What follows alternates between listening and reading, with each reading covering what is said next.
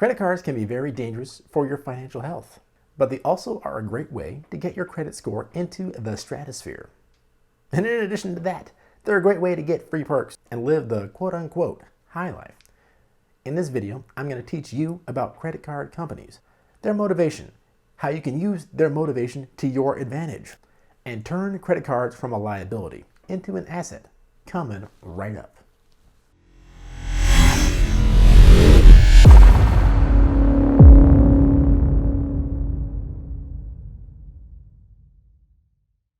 You're watching Finance Squared. I'm your host, Derek West. You can find time codes in the description for each part if you want to skip around. I'd encourage you to watch the whole way through. Great content throughout the video. So, just sit back, relax, and enjoy. Now, he has his own radio show, his own podcast network.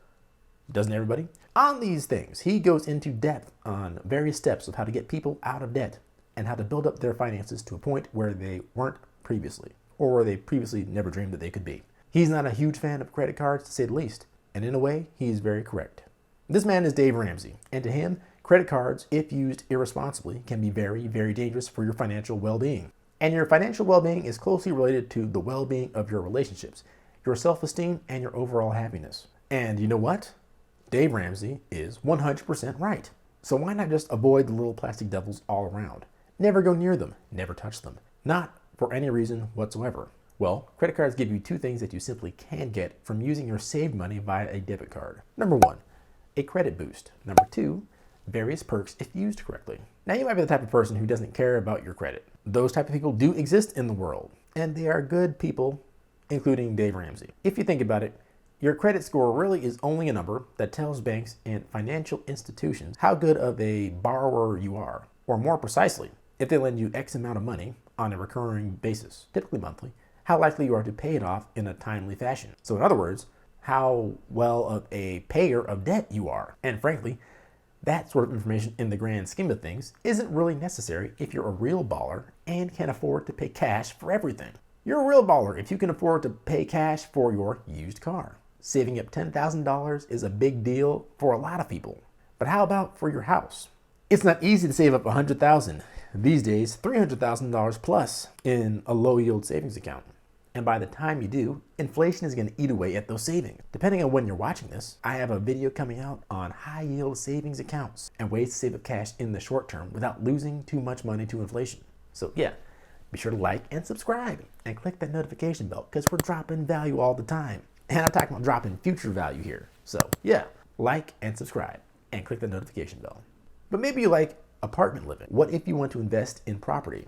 In either case, saving up the entire payment for that piece of property is very hard to do. And for investing purposes, actually lowers the profitability of the investment. So if owning your own home is important to you or investing in real estate is important to you, then you're going to want to have good credit. If those things aren't, let's say, as important to you, then I would say, yeah, having good credit isn't as important. And at the same time, having a credit card wouldn't be important for you. Let me be clear though, your credit score is utilized for other things as well. Aside from getting real estate, things like applying to rent an apartment or even get a job, depending on the type of job you get. It's just that you now don't have to worry about getting credit cards as a way to improve your credit score. In addition to that, you can get great perks if you use your credit cards wisely. Things like cash back on certain purchases, free airline miles, free stays in hotels. And these things are subject to restriction, but if you do it right, all these things can be yours. But free is free. So keep in mind, in our current inflationary environment, where it seems like the printing presses in the Federal Reserve seem to print money with no real end in sight, there appears to be no real solution for the average Joe to get ahead. The best that we can do is figure out a way to stay ahead of inflation. Saving money to pay for everything is not, and I repeat, is not the way to stay ahead of inflation. Using credit cards is one small way to take advantage of the current inflationary environment of the US dollar. So to really take advantage of credit card companies and their credit cards so that you are in a position to profit, you need to understand what credit cards are and what credit card companies are really, and what their motivations are. That means understanding what a credit card is, what they do, and why they do it. So credit card companies are typically associated with banks or are backed by banks or banks in general. Think Capital One, JP Morgan Chase, etc. Banks are basically money retailers. similar to how Best Buy is an electronics retailer. Your local grocery chain or restaurant is a food retailer, or your local IKEA is a furniture retailer. Each of those types of businesses likes to get the goods that they sell to you from a wholesaler.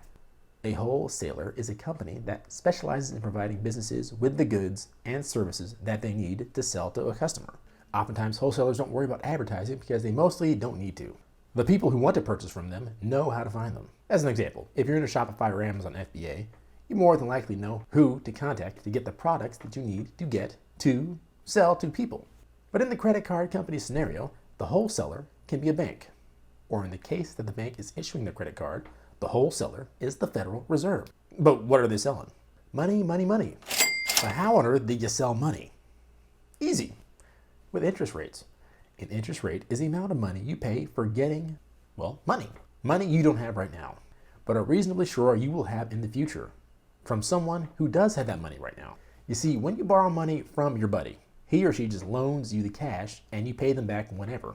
But if you were to ask a stranger to do that, well, since they don't know you, and they could be using that money to do something else, you and that stranger would agree on a rate of money to pay him back in addition to the money he is lending you, as a reward for being so nice and giving you access to his money. And the more uncertain he is that you will pay him back, the more money you'll have to guarantee that you will give him as a fee for using his money, as a way for him to hedge against you defaulting to him.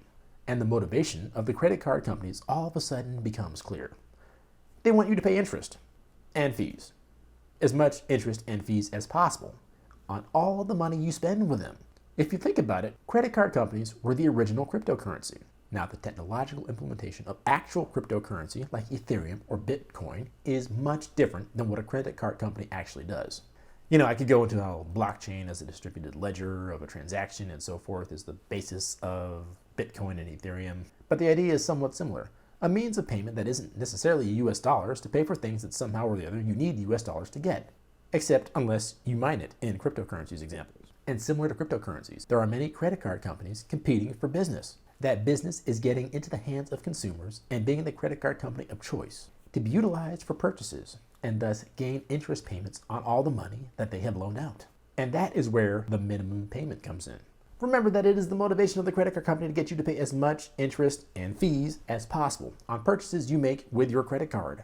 They get you to do that by paying the minimum balance on the credit card, which sometimes is equivalent to just the interest on what you just purchased. This is where a lot of people get into trouble. When you think about paying just about any other bill, you only really want to pay what you owe, right? And you typically don't want to pay any more. Why would you drop a little extra into the coffers of anybody that you owe money to?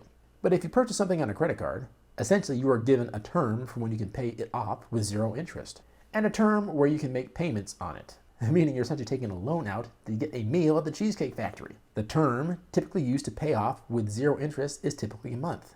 I do not think I've seen a term where it is shorter than that or longer than that, unless you're talking about in-store credit where it is about 6 months to a year interest-free payments. Their motivation is really just to get you to purchase from their store and not necessarily get interest payments out of you, but again, they do make some money off of that, so always be willing to pay within that period as well. But that takes me to my next point. Always pay the balance in full every month. And that takes us to your motivation. The credit card companies have their motivations. You should have yours. Your motivation should be to have the highest credit score possible so that you can invest in real estate with ease. Or perhaps you just want to own your own home. Or maybe you're just really competitive and the thought of having a high credit score is just another notch in your belt. Whatever it is, to achieve that using credit cards and not be in a revolving debt spiral, you need to pay off your credit card balance in full every month. It is possible to pay only the minimum balance on your credit card and be a good credit-worthy borrower. But if you do that, you'll begin to rack up debt and pay interest that you don't need to on purchases that you make with your credit card months ago. Paying extra money when you don't need to is never a good idea, particularly when you're in the mindset of trying to build up your wealth. And to that end, forgetting to pay your full balance is a common way to rack up interest payments when you don't need to. And this typically happens when you use your credit card sparingly or infrequently, making it easy to rack up unnecessary interest payments because you forget to pay it off. So let's get to a credit card life hack. And this is where stuff gets a little bit juicy. What should you do if you want to maximize your credit plus get all kinds of perks that credit card companies offer you in the mad dash to get customers to sign up to spend with them? You see, the hack is to use your credit card often. And you heard me right. Use your credit card as much as possible, but not on buying stupid stuff you don't need, like bottle service at a club. You should use your credit card on stuff you purchase already daily that you have in your control, that is already within your means to pay off with, let's say, your debit or your savings. Examples would be things like your weekly groceries, your gasoline purchases, maybe even things like your electric bill or other bills that you already have the capacity to pay for. Things that will not stretch you financially. If you only use your credit cards to purchase extravagant things, that will put a financial burden on you in two ways. You now have another bill to pay off in addition to all the other bills that you have. Sometimes you do run into a situation like that where unexpected bills do come up, and in that instance, having an emergency fund is a much better solution than using your credit card. In other words, if you have the cash to pay for it then and there, then you are better off than paying it off with interest using your credit card. But up next, your interest payments will add up. Now you have a new large payment that you have to make, and you may not be able to pay it off in full. And that means that, yep, you will incur interest when paying it off over time. It's not the worst thing in the world, but that is extra money that could be put to better use elsewhere. So save up an emergency fund. So instead of using your credit card to pay for unexpected purchases, save up an emergency fund for those same unexpected large purchases that you will eventually need to make. The number for the emergency fund isn't really important. Try saving up $10,000 at first and keep growing it from there. But like I was saying earlier, you should use your credit cards for everyday purchases. Purchases that you would make anyway.